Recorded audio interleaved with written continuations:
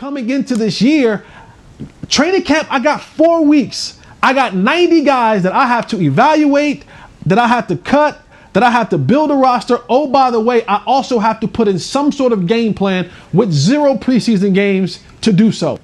So you get into a season and all of a sudden you're kind of almost just trying to stay afloat and try and not drown. Oh, damn, 3.5 weeks in, I lose my starting quarterback. What do I do now? No one ever prepares for what happens when QB1 goes down. I forgot what coach said that, but it was talking about Peyton Manning and saying like, when Peyton Manning, I think it might have been Howard Mudd. It was talking about like, hey, Peyton Manning is so controlling at the line of scrimmage. What do you do when a guy like that goes out? How do you function? And he basically said, we're effed. If he goes down, we're screwed.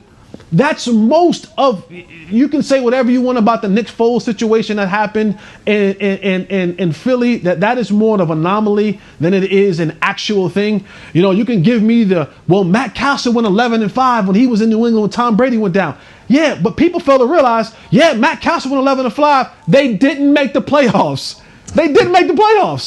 And so when your QB1 goes down, that plan is done. Because everything that you put on the shoulders, on the mind, on who the QB1 is.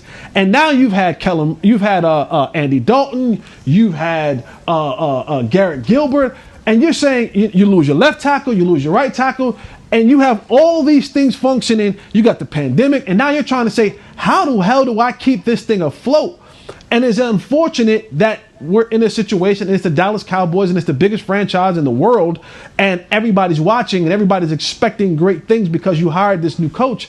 But people aren't looking into the details of how this thing is built. So they write these articles, and they want to compare a sample size of what this team was early on when they had their starting quarterback to what they are now to last year and Coach Garrett, who's had a full roster, who's built the roster, who's built the players, who's programmed the players, who's everything that they had in there to a year ago. So sometimes these articles that are written, they leave out those facts, and people hang on to look at this and look at that, and how come it isn't what it is this year like it was last year? And they conveniently leave out all these other things in the process when you're trying to evaluate all these numbers. Say whatever you want and how you have to be able to function and move with a depleted roster. When QB1 goes down, all hell normally breaks loose. And you're seeing it right now. Okay, you're seeing it right now. Okay. That's good. You convinced me. If this dude was trying to write a novel of some sort on one-on-one football and how it's being built and the process and the chronological orders that Jesse wants, we wouldn't be able to do this show, Jess. All right? So the next time you go off like that right there, Shannon, can you cut him off? Nope. All right.